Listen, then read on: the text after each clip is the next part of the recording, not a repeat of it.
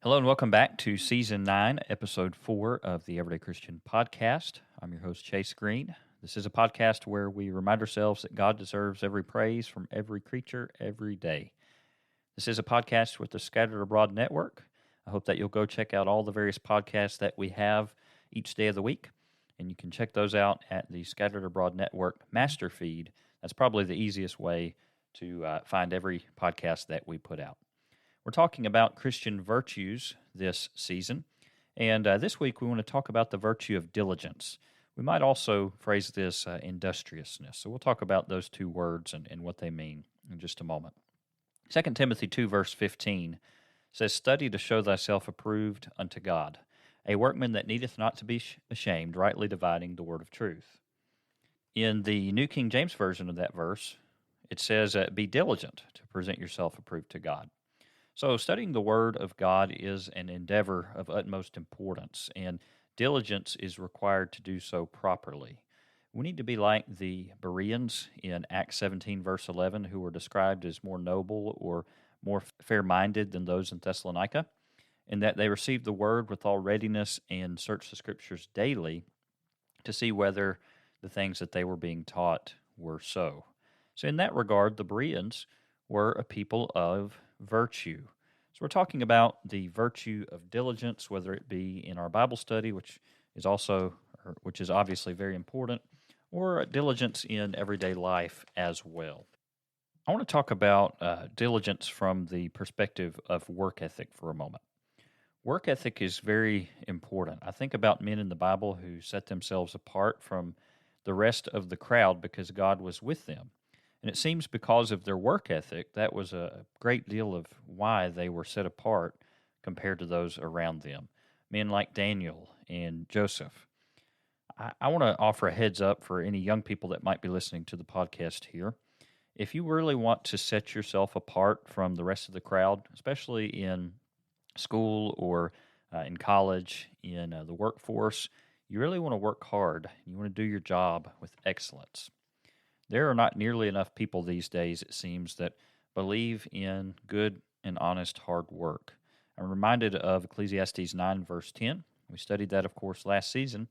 But Ecclesiastes 9, verse 10 says, "Whatever your hand finds to do, do it with your might.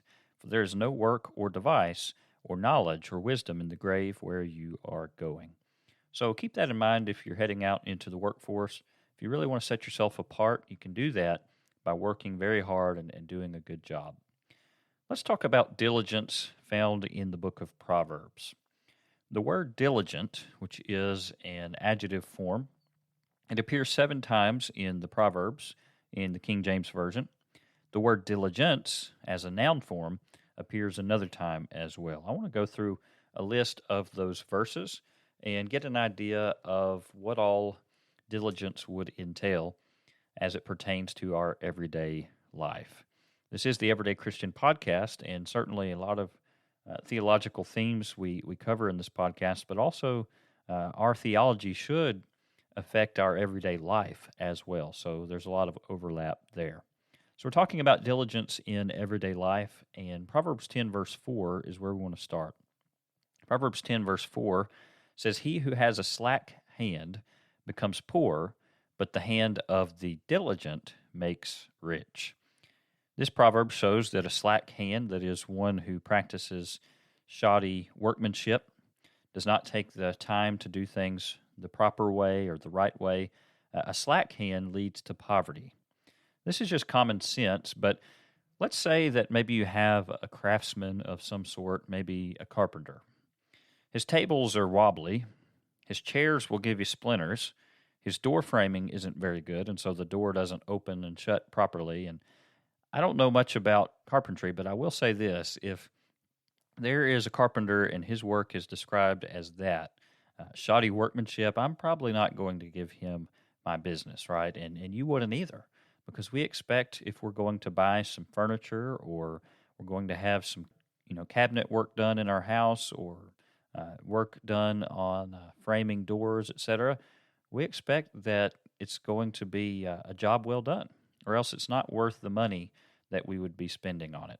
So this proverb, Proverb 10, verse 4, is very much has a lot of practical application when it comes to the workforce and things like that. He who has a slack hand becomes poor, but the hand of the diligent makes rich.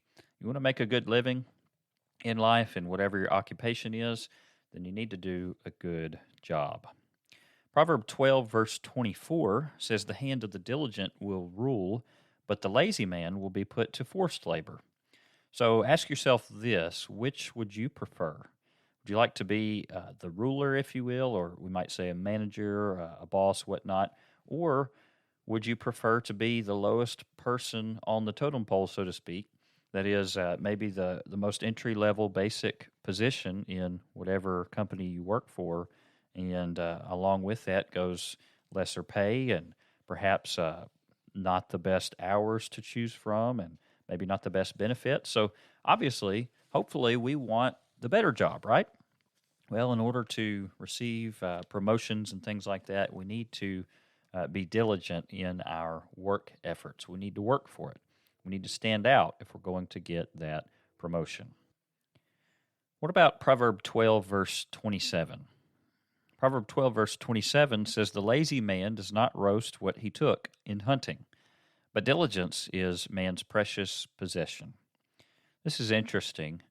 I think that it shows, by the way, just as a side note, that hunting for sport only is unethical. I don't believe it's right at all.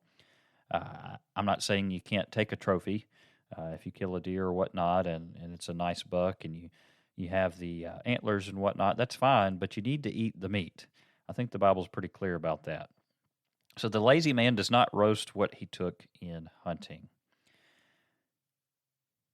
Why would someone go through all that work to go hunting? And it is work. I have done a lot of hunting the last few years and really, really enjoy it. But it is a lot of work. Once you harvest a kill, you've got to carry that deer, which can be very, very heavy, and you've got to process it properly. And anyways, there's a lot of work to it. Field dressing and harvesting meat from an animal that you take. But think about this: somebody goes hunting, and maybe he just goes for the fun of it, and he just lets the deer or whatnot just go to waste. He says, I don't feel like cleaning that. I don't feel like taking the meat. That's laziness. And this Bible verse here, Proverb 12, verse 27, says that that is not an example of diligence. Proverb 13, verse 4, as we continue going through these Proverbs, Proverb 13, verse 4 says, "The soul of a lazy man desires and has nothing, but the soul of the diligent shall be made rich." Accumulation of wealth is a biblical topic. The Bible does not speak ill of one who is wealthy. I think of examples in the Bible of righteous, wealthy individuals like Abraham and Joseph and Job and others. So it's not wrong to have wealth. I think that sometimes we might have a misconception and think that wealth and riches is a bad thing, but it's not. If we idolize riches, if we put those riches ahead of our service to God, if we love money, that's the root of all kinds of evil, 1 Timothy 6, verse 10. So we don't need to idolize wealth, but there's nothing wrong with having wealth, and building wealth is biblical. Passing wealth down to one's children and grandchildren also is biblical, but it is the diligent who are going to find themselves being able to accumulate some wealth. By the way, this is one verse that shows that get-rich-quick schemes and gambling, those both go against biblical principles. If we're going to try to build some wealth for ourselves, we need to do so the right way, which means good and honest hard work, diligence. What about Proverb 21, verse 5? Proverb 21, verse 5 says, "The plans of the diligent lead surely to plenty, but those of everyone who is hasty surely to poverty." Again, we just said it, get-rich-quick schemes will get you in trouble. Don't fall for those. Don't fall for pyramid schemes and things like that that promise, a great pie in the sky, quote unquote, return on investment, but in actuality, very, very, very small percentage of people actually do well in those kinds of endeavors. And I would say generally, when they are doing well in those kinds of endeavors, it's because they're scheming against other people underneath them that are not doing well, and they quite frankly know that they're not going to do well. And so I would say that pyramid schemes and whatnot are very, very dishonest and not anything that Christians should be involved in. So the plans of the diligent lead surely to plenty, but those of everyone who is hasty, who is shoddy, we might say, who is trying to get rich quick, surely to poverty. Proverb 22, verse 29. Do you see a man who excels in his work? He will stand before kings. He will not stand before unknown men. The King James Version says it this way, a man who is diligent in his business. Again, we referenced at the beginning of this lesson men like Daniel and Joseph. They stood before kings. Do you think that their diligence had something to do with that? I think so, probably so, along with God's providential blessing in both of those cases as well. And then Proverb 27, verse 23 says, Be diligent to know the state of your flocks and attend to your herds. So this would be in the setting of a shepherd and his sheep, but the application can be made for all of us in whatever our career field is. Be diligent to know the state of your flocks, attend to your herds. The next verse, Proverb 27, verse 24, goes on and says, For riches are not forever, nor does a crown endure to all generations. In other words, you better be diligent to stay on top of things if you want your legacy to endure. If we want our business to continue, or if we want our investments, even our house, to last for generations, then we better take care of it. We better take care of business, so to speak, because if we don't, we will find things falling into disrepair.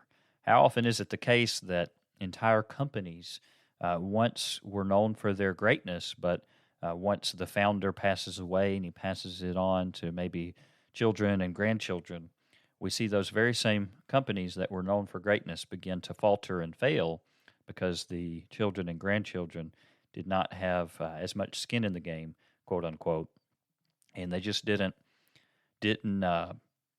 run the company as well. So we see this quite often in everyday life. The principle of diligence, staying on top of things, keeping good records, not letting things break down into a state of disrepair, etc. What about Proverb 4, verse 23? This is where we find the noun form diligence. So we've looked at diligent, the adjective form. Now let's look at diligence. Proverb 4, verse 23. That verse says, Keep your heart with all diligence, for out of it spring the issues of life. This has spiritual implications. A lot of what we've talked about this week has physical implications for everyday life. I'm reminded of 2 Peter 1, verse 3. It tells us that the Bible gives us all things pertaining to life and godliness. So just everyday general matters of life. A lot of what we're talking about has to do with that. But don't forget to make the spiritual connection as well. That is, don't forget that what we're really talking about is spiritual right and wrong. And thus we're talking about things that are going to affect our whether we're going to be judged faithful as Christians or not. More on that in just a moment, but I want to turn our attention to this word industry. So we mentioned at the beginning, we're going to look at this idea, this virtue of diligence, or we might call it industry or industriousness. Industry or industriousness is defined as having the principle of being a hard worker, determined, diligent, there you go, and persistent. So essentially, this is a synonym then of diligence. A person who is industrious will be one who does things the right way, in the right timeline. He's going to meet deadlines, etc. He's not going to procrastinate. He's going to show up on time. He's going to pay close attention to detail. He's going to be dependable and reliable. And he's not going to wait around to be told what to do when he knows there are things that he must do. If he knows something needs to be done, he's going to do it. So that's called taking initiative, and all of these things are important when it comes to industriousness. When it comes to illustrating industriousness, I think that there's a perfect example in Proverbs 6, verses 6 through 11, the example of the ant. So let's go to Proverbs 6, verses 6 through 11. And that section reads as follows: Go to the ant, you sluggard. Consider her ways and be wise, which having no captain, overseer, or ruler, provides her supplies in the summer and gathers her food in the harvest. How long will you slumber, O sluggard? When will you rise from your sleep? A little sleep, a little slumber, a little folding of the hands to sleep. So shall your poverty come on you like a prowler, and your need like an armed man. The opposite of industriousness is laziness. I think I mentioned maybe in the introduction, if I'm not mistaken, of this season, how we used to teach our young people, our children and grandchildren, we used to teach them virtues. We used to have fables that would teach morals, and I think of the example of the ant and the grasshopper. That story really goes perfectly with this proverb in Proverbs 6, verses 6 through 11. The ant was industrious. He was diligent. He worked hard and prepared for the winter. The grasshopper did not, and the grasshopper ended up finding himself in trouble when the snow came, and he begged for help. The ant was gracious to him. The ant said, "Okay, I'll help you this one time, but next year you better work just as hard as I worked." So I've always enjoyed thinking about that particular fable. It's a good one, teaches a good moral lesson, the lesson of industriousness. Let's go to Proverb 26 now. Proverb 26, we're going to look at verses 14 through 16. We're talking about the opposite of industrious now. We're talking about laziness. And Proverb 26, verses 14 through 16 says, As a door turns on its hinges, so does the lazy man on his bed. The lazy man buries his hand in the bowl. It wearies him to bring it back to his mouth. The lazy man is wiser in his own eyes than 7 men who can answer sensibly. So what we have here in the lazy man, he's tossing and turning on his bed. We might say it this way, he's hitting the snooze button over and over and over again. He's late to get up for the day. Not only that, but also when he's eating, he's so lazy that he doesn't even want to lift his hand to feed himself. You might have some very disturbing pictures in your mind of what that might look like. But is this not the case that there are many who could be described exactly this way in today's day and age? Let's face it, we live in a day and age of gluttony and slothfulness, laziness, and there are a lot of people, unfortunately, that could be characterized this way. I'm reminded of the old phrase, the early bird gets the worm. That's another way of saying that we need to have industriousness. We need to be diligent and do a job well done, and get up early in the day and be productive. And I think that is a good way of saying that as well. The early bird gets the worm. Let's look at one more proverb, and it's going to be Proverb 20, verse 13. And that verse is similar to what we just read in Proverb 26. Proverb 20, verse 13 says, Do not love sleep, lest you come to poverty. Open your eyes, and you will be satisfied with bread. A couple other verses. Colossians 3, verse 23. When we are working, we need to work as if we're working for the Lord himself. Colossians 3, verse 23 says, And whatever you do it heartily as to the Lord and not to men. The next verse, verse 24, goes on and says, Knowing that from the Lord you will receive the reward of the inheritance, for you serve the Lord Christ.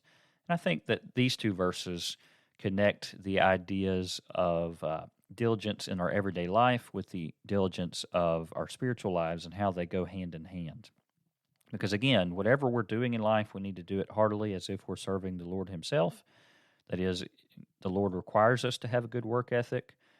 We need to have this virtue in our lives. If we don't, Will we receive the inheritance that verse 24 talks about? Knowing that from the Lord you will receive the inheritance, the reward of the inheritance, because we serve the Lord Jesus Christ.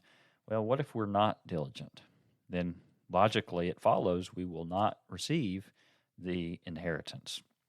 So both everyday life as well as our spiritual lives, they're connected here in the concept of diligence. Well, finally, for the last point that I want to make in this episode, diligence in work ethic is inevitably going to bleed over into our spiritual lives as well. That's kind of what we've been saying.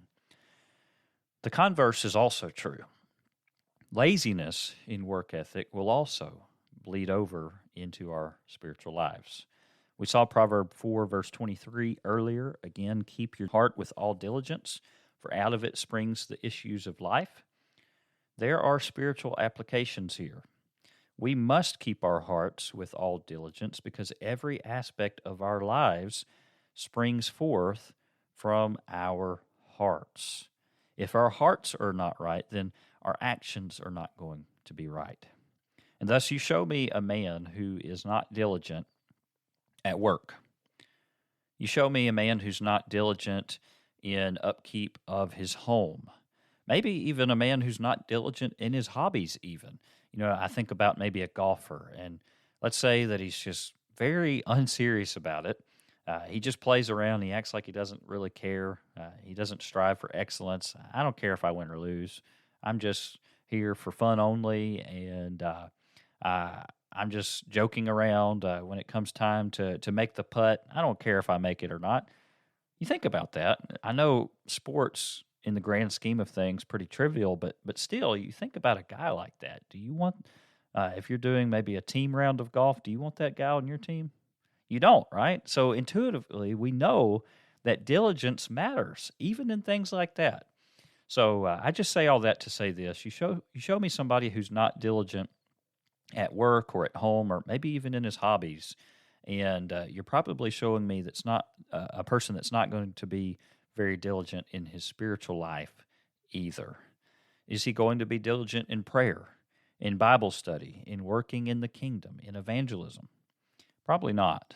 So I think that all of this, again, is absolutely connected. A few more verses to look at here. 2 Peter 1, verse 5, the Christian graces, but also for this very reason, giving all diligence, add to your faith virtue, to virtue knowledge, and it goes on. So we have to add to our faith using diligence to do so. A few verses after that, 2 Peter 1, verse 10, says, "Therefore, brethren, be even more diligent to make your call and election sure. For if you do these things, you will never stumble." And then I'm also reminded of Hebrews 6, verses 9 through 12, that says, "But, beloved, we are confident of better things concerning you, yes, things that accompany salvation, though we speak in this manner. For God is not unjust to forget your work and labor of love, which you have shown toward his name, in that you have ministered to the saints and do minister. And we desire that each one of you show the same," and there's this word, "diligence, to the full assurance of hope until the end, that you do not become sluggish," another way of saying lazy, "but imitate those who through faith and patience inherit the promises." Again, we're seeing these same buzzwords. We're seeing diligence versus sluggishness. We're also seeing something about that inheritance that you and I both desire in heaven. 2 Peter 3, verses 14 through 17. "Therefore, beloved, looking forward to these things, be diligent to be found by him in peace, without spot and blameless, and consider that the long-suffering of our Lord is salvation. As also our beloved brother Paul, according to the wisdom given to him, has written to you, as also in all his epistles, speaking in them of these things, in which are some things hard to understand, which untaught and unstable people twist to their own destruction, as they do also the rest of the Scriptures. You therefore, beloved, since you know this beforehand, beware lest you also fall from your own steadfastness, being led away with the error of the wicked." What is Peter saying here? He's saying, look, we need to be diligent to make sure that we continue in Christ, that we continue in the good doctrine of Christ. We do not fall from our own steadfastness, like sadly so many do. Joshua 22, verse 5, this is an Old Testament principle. Joshua 22, verse 5, but take diligent heed to the commandment, to do the commandment and the law, which Moses, the servant of the Lord, charged you, to love the Lord your God, and to walk in all his ways, and to keep his commandments, and to cleave unto him, and to serve him with all your heart and with all your soul. And then finally, 2 Corinthians 8, verse 7. This will be the last one that we look at. This is addressing the context of Christian giving, but 2 Corinthians 8, verse 7 says, but as you abound in everything, in faith, in speech, in knowledge, in all diligence, and in your love for us, see that you abound in this grace also.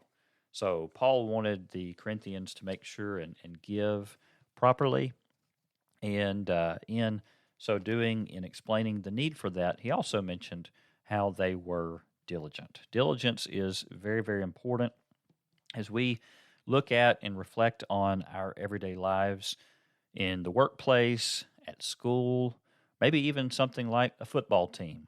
Whatever the case may be, we need to make sure that our work ethic is characterized by diligence. If not, why not? And then don't forget this. If we're not diligent in the various matters of everyday life, we're probably not going to be very spiritually diligent either. I appreciate you, the listener, for tuning in to this episode of the Everyday Christian Podcast. Lord willing, next week we will be back with another episode looking at the virtue of humility.